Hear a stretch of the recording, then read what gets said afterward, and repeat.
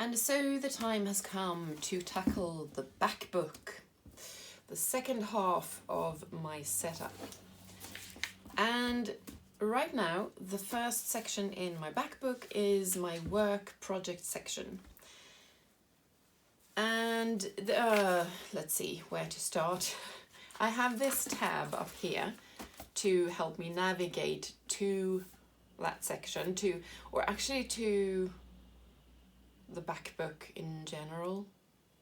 But yeah, I have these other tabs for other sections. So never mind. This is a tab for, for my work project section.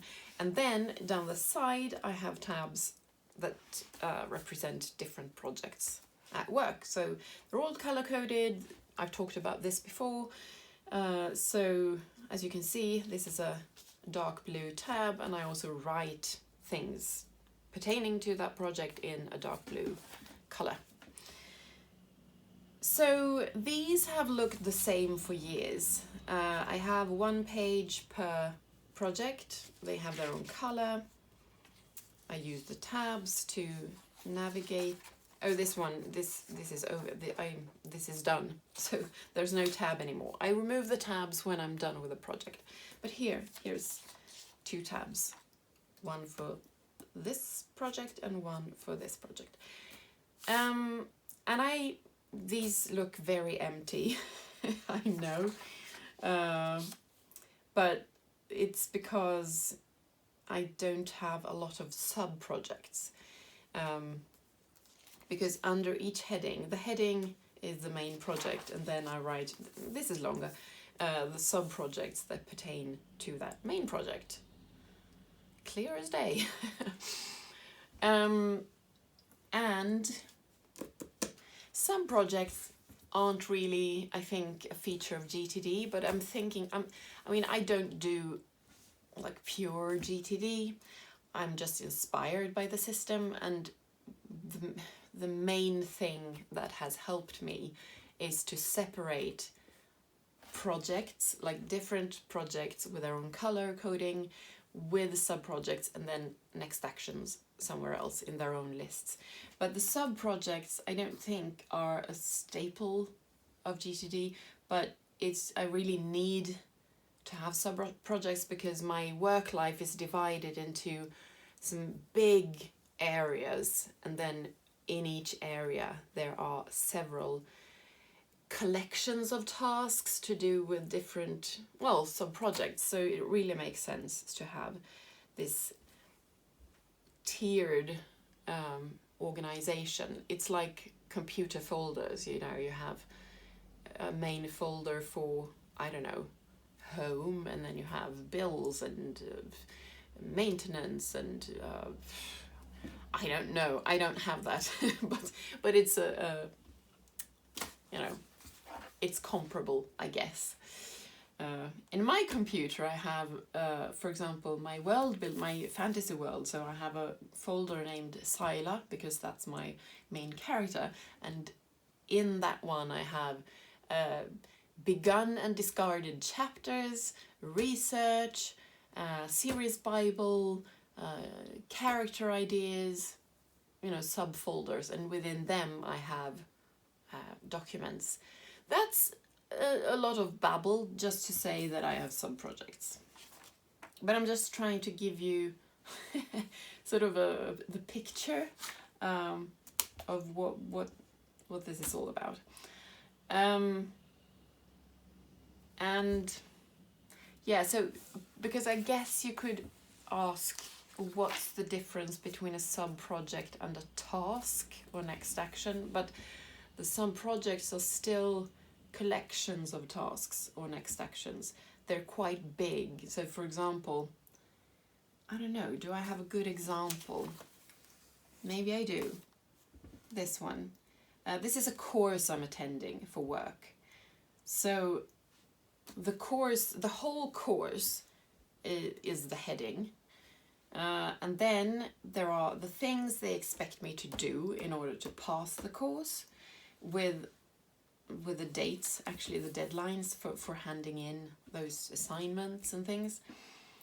But for example, here's like we're going to discuss something in groups, like a seminar, and I have to prepare that. And that is one sub-project, the literature seminar. But I've actually written sub-projects here, which are kind of next actions, I guess. Find the article and read it, read another article that they've given us, write discussion questions and put them in, post them to the website, and prepare an oral presentation about my article. So, and these can be broken down further. So it really is like a tree, the structure of my projects. And it takes a while to, the next action for this seminar is probably, I have found the article already, I have listened to it. So those are two different steps that I usually do. So the next step is probably to either listen to it again or to sort of just skim through it and take some notes, because I have to do an oral presentation about the article, so I need to sort of jot down my impressions and organize them in a way that is, presentable, that I can present to others so that they understand what the article was about. Yeah. Yeah, I don't know. It should be clear. I hope so. And then I just cross them off when I've done them. And if I need to do any further like brainstorming or more disorganized note taking around a project, I go to the pages after. Let's see, do I have something I can show? Well, I can show you this. I have a section here where I just, it's for random notes.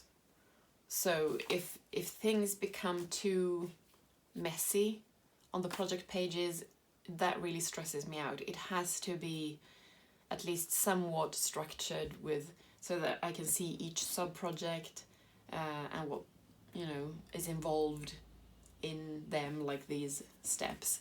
But if I need to brainstorm, I go here and then I can use just arrows and I can cross things out and I can just be as messy as I want, because this is not meant as planning or pages that I use to get an overview of what I need to do.